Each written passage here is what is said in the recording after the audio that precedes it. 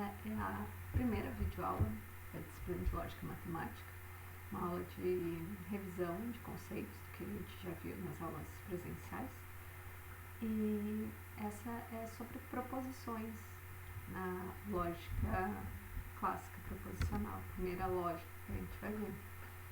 Então, relembrando, proposições são sentenças em que a gente pode associar a um valor verdade. A gente pode dizer se aquilo é verdadeiro ou falso. Portanto, não é qualquer coisa que pode ser uma proposição.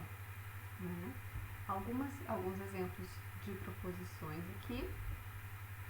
Por exemplo, esse aqui, a casa da colina é azul. A gente pode dizer que a casa da colina é azul é verdadeiro.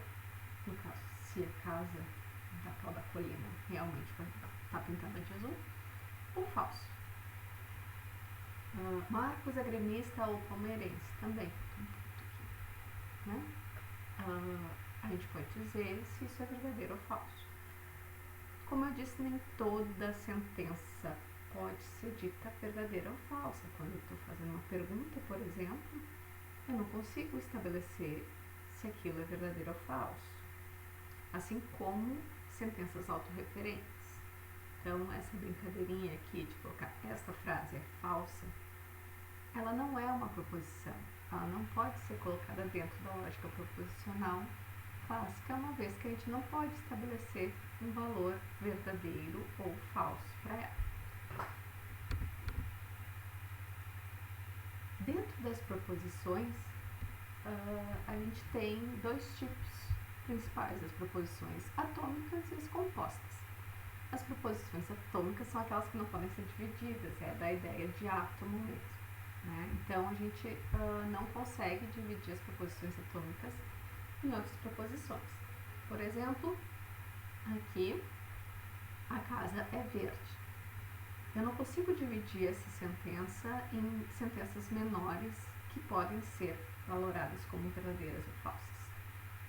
Somente a casa é verde que eu consigo dizer verdadeiro ou falso. Né? E a gente vai depois, quando vê a linguagem da lógica, uma proposição atômica vai ser nada mais, nada menos do que um símbolo proposicional. Por exemplo, aqui, P. P vai indicar a casa é verde. Daí a gente vai dizer se P é verdadeiro ou falso. Geralmente, as proposições atômicas, e a gente vai, na verdade, acaba convencionando de usar proposições atômicas como sentenças simples, diretas e afirmativas.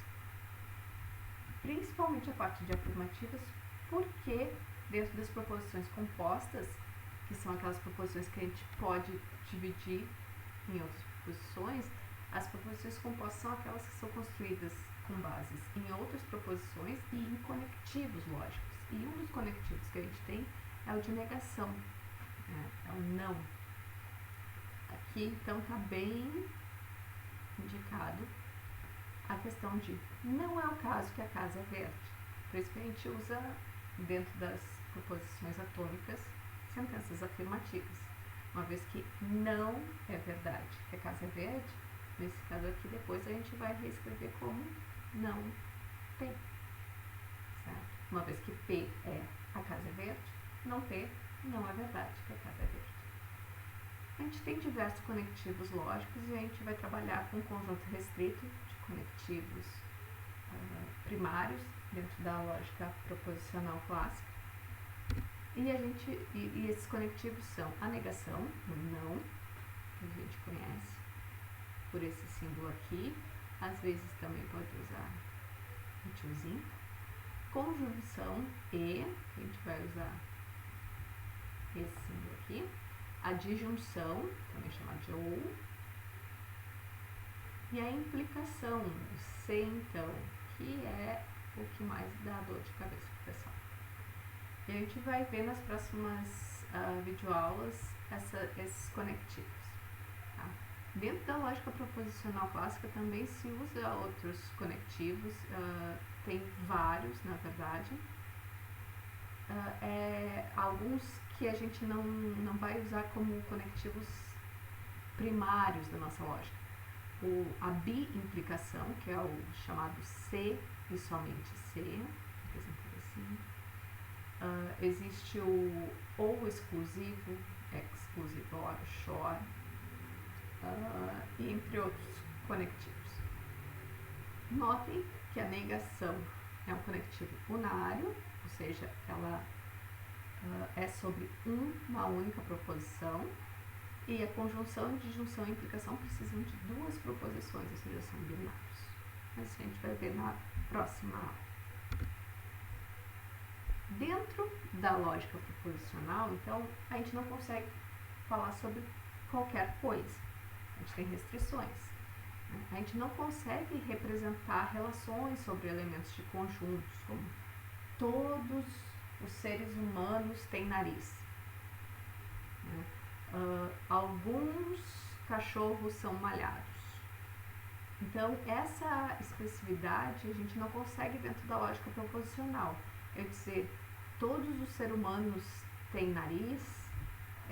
Dentro da lógica proposicional, eu só conseguiria falar algo como que, onde que representa todos os humanos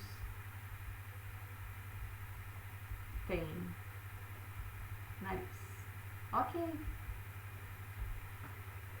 E isso é muito restrito. A gente gostaria de, por exemplo, dizer, olha, todos os humanos têm nariz, alguns seres vivos não têm nariz, né, como plantas, por exemplo, e poder especificar e deixar relações sobre elementos e propriedades. Isso é da lógica de primeira ordem ou lógica de predicados, que a gente vai ver bem mais adiante no curso. Tá? Mas dentro da lógica proposicional a gente já tem bastante coisa, já dá para fazer muita coisa, e é a base também da lógica que a gente vai ver mais adiante. Então é isso. Com relação às proposições, lembrando então, proposição tem que ser algo que eu posso dizer se é verdadeiro ou falso, né? Não é toda sentença que pode ser uma proposição, e dentro das proposições eu tenho as proposições atômicas e as proposições compostas. As proposições compostas eu vou ter a partir de outras proposições ou uso de conectivos. E conectivos é o assunto da próxima aula. Até lá. Tchau, tchau.